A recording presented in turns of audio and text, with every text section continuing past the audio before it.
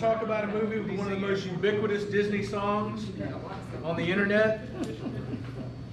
If you have not heard the song Let It Go, count yourself lucky. Because if you've heard it, you've probably heard it at least 48 times. I was tempted to go song by song for this, but I decided I'm going to go with two overriding themes that I see. So first of all, let's do a synopsis of the movie for those of you who might not be familiar.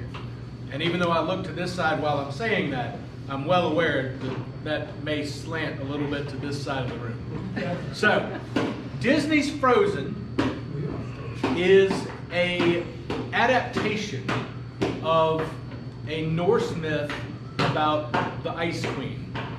And the Ice Queen is actually a rather terrifying character, as most like fairy tales are, but the good old folks in Burbank decided that they would modify that a little bit so that they could get this story.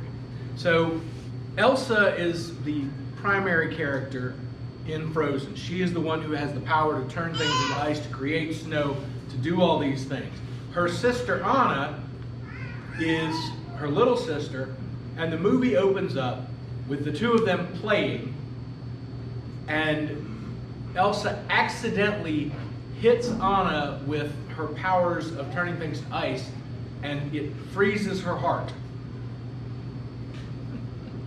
Or head. I think it's her head. Yes. I think it freezes her head. Anyway, it freezes either head or heart. Her parents take her to the troll village where the troll shaman cures her of this freezing. I think it's her head. Yeah. It's her head. Never says it's the head. It's her head. Yeah. Okay. But he also erases all the memory of the particular incident. Because, you know, it's a troll shaman. They can do what they want to. And so Anna grows up, and in the meantime, Elsa's parents become terrified of her using her powers. They project all this anxiety onto her about using them and how she's got to be so careful because she hurt her sister, right? It's a common theme. Any of us who have had children or even been around children can understand this. You freak out when your child does something wrong, and the next thing you know, you're putting all this pressure on them to not do it again. Elsa doesn't take to that super well. She basically stops playing with her little sister. And so one of the first songs is called Do You Want to Build a Snowman? And it's Anna coming to Elsa's door and asking if they can play, like throughout her whole life. And of course they time lapse it, so initially it's Anna as she is as a child, and then a little older, and then as a young woman. All the while asking if Elsa can come out and play with her, asking if Elsa can come out and be with her. And then finally, well, let me rephrase that. During this time, their parents go to a wedding and are in a shipwreck. Now, fan theories speculate that the shipwreck was the same shipwreck that left Tarzan's parents stranded, and so Tarzan would technically be Elsa's brother. Look, this whole universe, everybody wants to tie everything else together. It's what you do. Be that as it may, what happens to her parents is relatively unimportant to the story, except for the fact that it just leaves the two of them.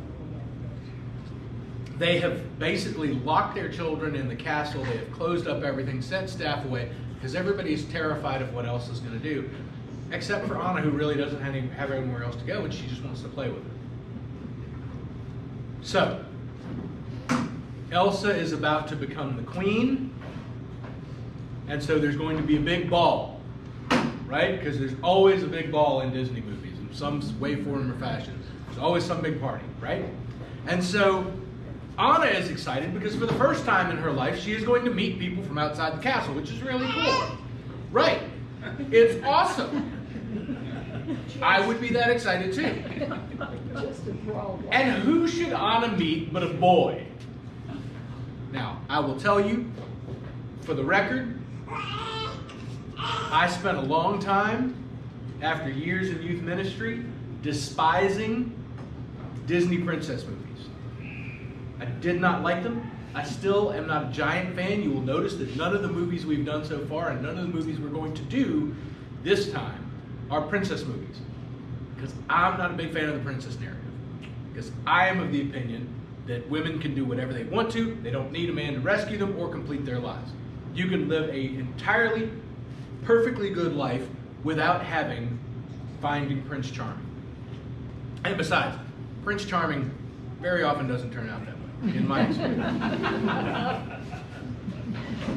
That's part of why it correlates to my youth ministry, because so many of the girls I've worked with over the course of my life are like, oh, I met the perfect guy, and never, because we are imperfect creatures, all of us, men in particular. Teenage boys are about the least perfect creatures that God ever let walk the earth. Well, they think they're the most perfect. Oh, absolutely.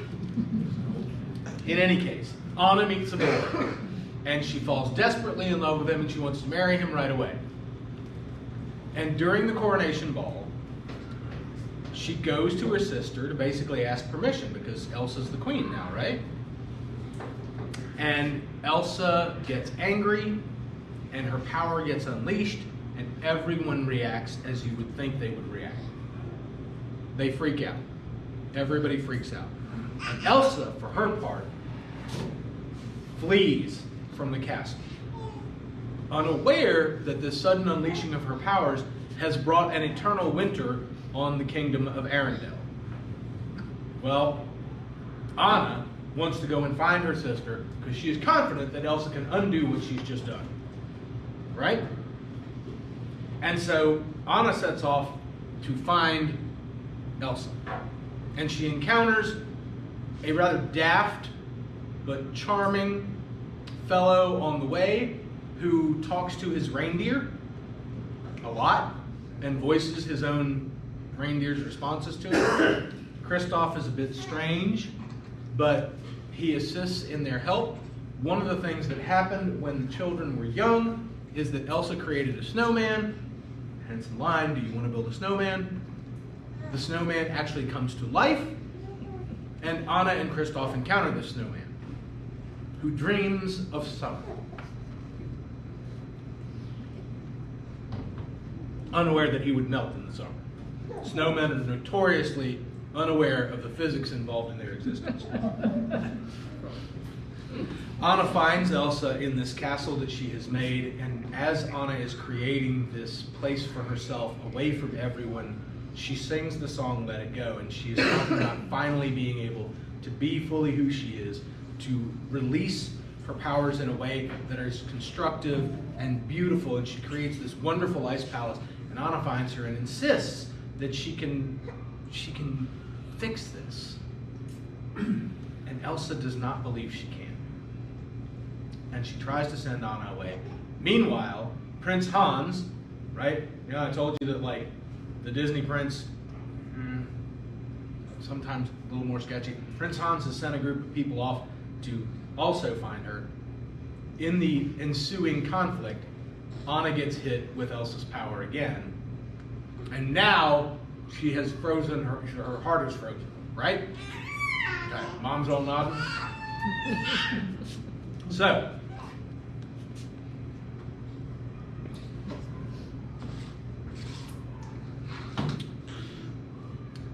Kristoff was raised by the trolls, as it turns out. And he takes Anna to the trolls, and immediately the trolls, who are very much voiced, I would say, in a way that is kind of reflective of Fiddler on the Roof, assume that because he's finally brought a woman home, he's going to marry her. And so they have to convince the trolls that no, she's marrying somebody else. She's going to marry Prince Hans. But the troll shaman realizes, oh, we know how to fix this. True love, that's what's going to fix it. True love is going to fix it, right? Very common Disney theme, right? True love fixes everything. Curses, boils, plagues, scourges. True love fixes everything. So, Anna decides she's got to get back to the castle and kiss Hans, right? Because that's true love. She fell in love with him first sight, just because that's what you do. Like the first time you see somebody, you know absolutely everything about them. I know, it's not accurate, Wesley. So, Anna goes back to the castle, and Hans reveals his true colors. What he was really interested in is a princedom. So he marries Anna while she is dying, and then he's going to inherit the kingdom because he's going to blame Elsa, right? It's what you do. And he wants her to die. Yes, he wants Anna to go ahead and die because he doesn't particularly want to be married. He just wants a princedom. Youngest of 8. Warning not to have 8 children. Apparently the last one just turns out bad. And so the climax of the movie comes as Prince Hans is trying to put an end to Anna and Elsa. And Anna winds up completely freezing over. It's terribly sad. But she does so, if I remember right, in an act of trying to save her sister. Her sister who has ignored her, who has turned away from her, who shunned her from her place of refuge, and yet Anna still is willing to lay out her life for her sisters. And what do you know? The curse gets broken. Everything winds up peachy keen. Kristoff and Anna discover they have a little thing for each other, very awkwardly. Elsa gets to remain who she is, but learns to control her powers, learns to reel that in. Hans gets locked up and delivered back to his family, and there's a count in the, or a duke or something, in the film who is great comic relief. If you watch the movie Moana, think of the duke as Hey, the chicken that can't seem to like control itself. Very much the same character as the duke. So Anna really is our exemplar of forgiveness, right? So the scriptures that we commended about forgiveness, one of them is about loving and forgiving our enemies, right? Because that's what Jesus says in Matthew chapter 5, which is not the page I turned to. You have heard that it was said, this is chapter 5, verses 43 through 48. You have heard that it was said, you shall love your neighbor and hate your enemy. But I say to you, love your enemies and pray for those who persecute you, so that you may be children of your Father in heaven. For he makes his sun rise on the evil and on the good. He sends rain on the righteous and the unrighteous. For if you love those who love you, what reward do you have? Do not even the tax collectors do the same?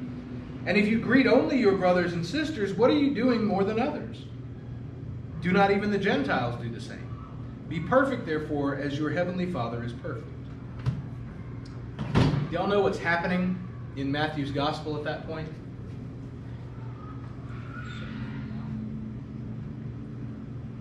It's a sermon. Sermon on the Mount. Well done. Sermon on the Mount. This is near the end of the Sermon on the Mount. Sermon on the Mount in Matthew's gospel is long. Like if I got up and read the whole thing, first of all, y'all would be mad. And second of all, it's a long sermon. And it says a lot of things like this. It's about Jesus taking the law a little bit further, right? Because Matthew's gospel is written to a primarily Jewish audience. It is written to a community of believers who are already steeped in the Jewish law and traditions. It is written to a community of believers who already were a part of the Jewish faith.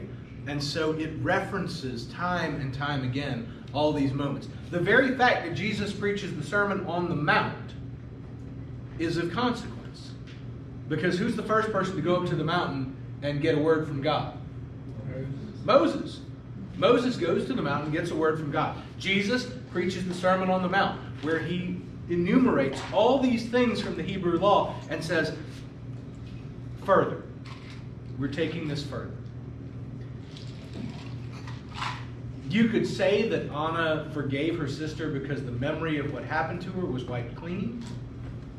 But even after Anna knows her history and knows that her sister, again,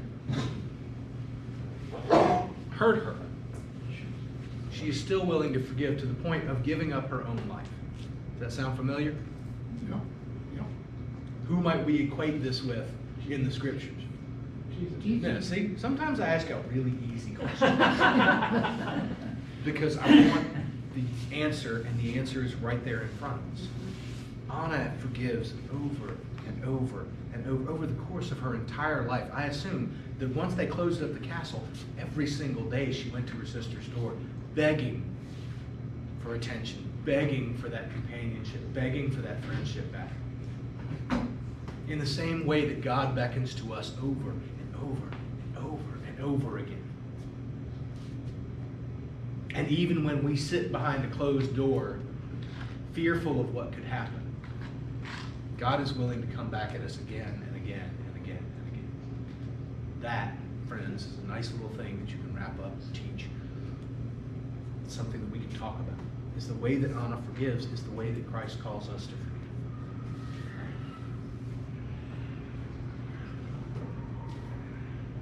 In the first letter of John,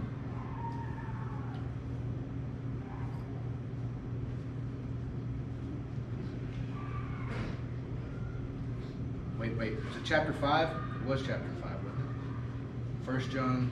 1 John, second chapter. Well, that was one of them, but there was a second 1 John. Fourth chapter. Fourth chapter. Yep. Or 17, 21. 21. Yes. Okay. There we are. Oh, that's why I didn't know, because I had my post-it. Love has been perfected among us in this, that we may have boldness on the day of judgment, because as he is, so are we in this world. There is no fear in love, but perfect love casts out fear. For fear has to do with punishment, and whoever fears has not reached perfection in love. We love because he first loved us. Those who say, I love God, and hate their brothers and sisters are liars. For those who do not love a brother or sister whom they have seen cannot love God whom they have not seen. The commandment we have from him is this: those who love God must love their brothers and sisters also. Twice, Elsa has almost killed her sister. Anna still loves her. Loves her enough to seek that out again and again. Right? And this is one of the reasons that I liked Frozen, despite my better judgment, as a longtime youth minister who doesn't like princess movies. It's the reason I watched it in the first place and did not turn it off or walk out of the room, because that was kind of my habit. You know, if I walked into a room and somebody was playing a Disney princess movie, I was like, no. No. I know. So I watched this all the way through.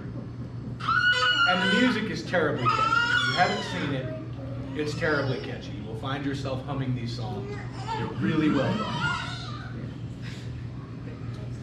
But it was the fact that the love that was expressed for one of the first times for me in a modern Disney movie wasn't about romantic love, right? Because that's what we get so hung up on. I've said it before and I will say it to the day I die.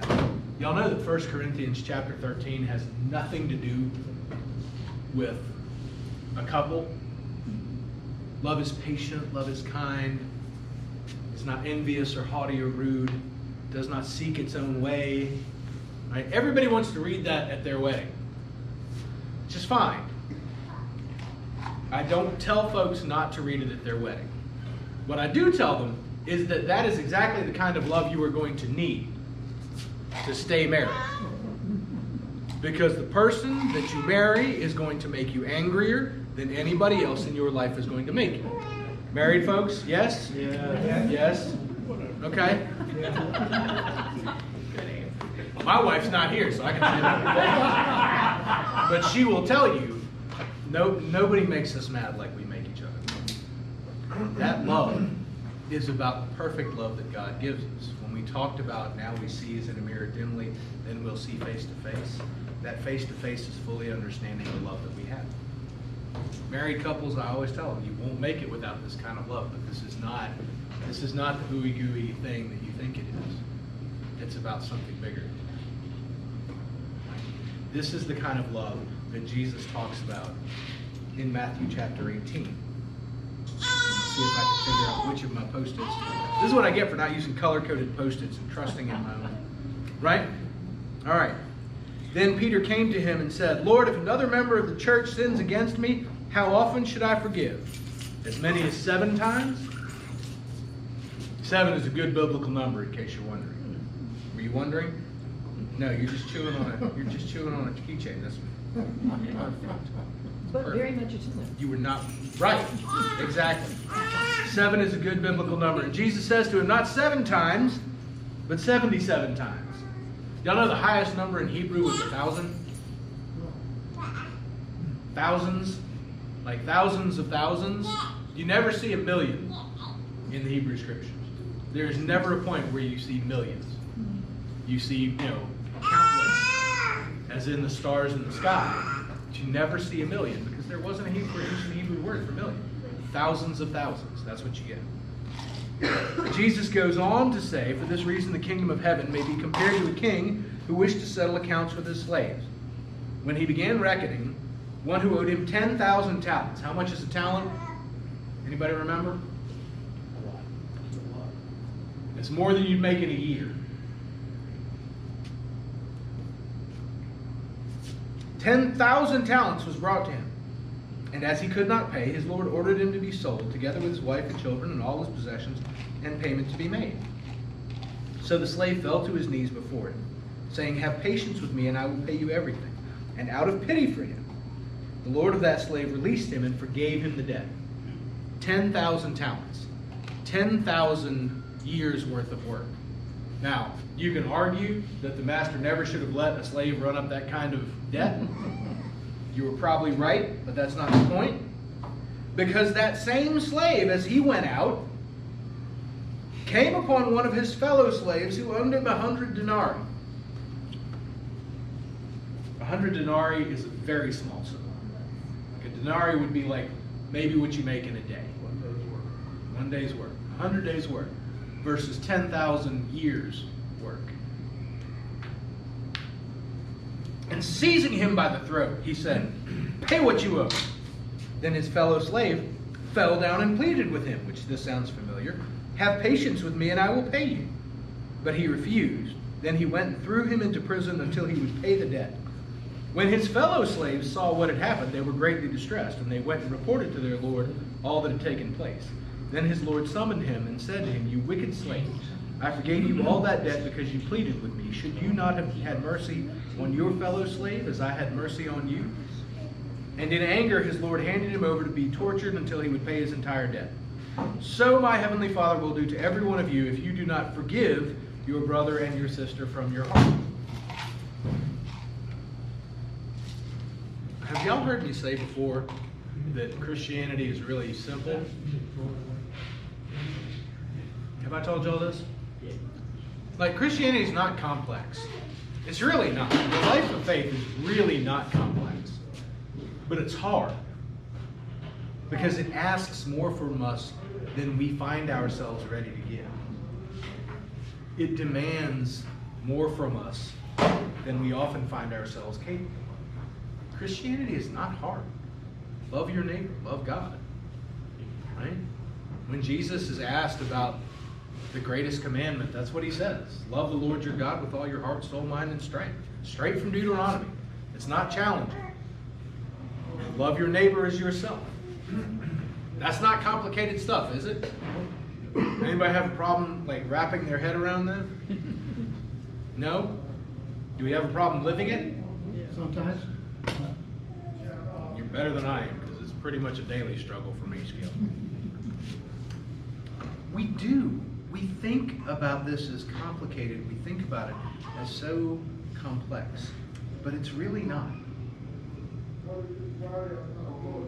It's really simple. And that's what we get in 1 John. Beloved, I am writing you no new commandment, but an old commandment that you have had from the beginning. The old commandment is the word that you have heard. Yet I am writing you a new commandment that is true in him and in you, because the darkness is passing away and the true light is already shining. Whoever says, I am the light, while hating a brother or sister is still in darkness. Whoever loves a brother or sister lives in the light, and in such a person there is no cause for stumbling. But whoever hates another believer is in the darkness, walks in the darkness, and does not know the way to go, because the darkness has brought on blindness. The story of Frozen is the story of a compassionate love, the kind of love that sets all things right. Y'all remember we were talking about Revelation the first time? Anybody that was here? Or the second time? Where does Revelation end? Where? Apocalypse. One more time. Apocalypse? No, it doesn't end with the apocalypse. See, y'all are good Episcopalians. Nobody's actually read all the way through the end of Revelation. We just like hear parts of it. We hear the, no, every tear will be wiped away and all that. Where's it end with? New heaven and a new earth. And the setting of the new heaven and the new earth, the setting that we are left in, is the city, which is where? It's a new Jerusalem. The garden. In a garden. In a garden. With the tree of life. Where did we start? The garden. We start in the garden in Genesis. We start in perfect relationship with God. God brings us to this place where we end in perfect relationship with God. When you look at the scriptures as the arc between those 2 points, you realize that all of it is about bringing the new heaven to be on the new earth by loving God and loving our neighbors with the kind of love that transcends. This is the story of the salvation that comes to us through the love of God. It's the story of the salvation of the world by the love of God. Created, redeemed, made new again. When Elsa comes into her power, Summer comes back to Arendelle, everything is set right. Duke Heihei is gone. Hans is on his way. New love is budding between Anna and Kristoff. A good one that wasn't built on a first impression and a mutual love of chocolate fountains. And everything is restored. Everything is restored because of the sacrificial love that centers in that story. Right? That's something that we can teach. That's something that we can grasp onto. That's something that we can tell our children about when we talk about these things. That the arc of this love is the same thing that is the salvation that comes to us through Christ. Right? We're our grandchildren. We're just random children that we see on the street. You've got a reference point now. I don't recommend that you talk to random children on the street about this. Really don't. But this is the story. Right? We're going to come back to that same love next week. We're going to talk about Raya and the Dragon, which is a really cool movie. It's fun. Raya and the Last Dragon. Right? Partly because I dig any movie that has Last Dragon in the title. Has anybody seen that? I think it was early 80s. Oh, yeah. One of the blaxploitation films, Last Dragon. Oh, yeah. Man, all right, we're gonna do an adult series. We're gonna do an adult series where I talk about that one.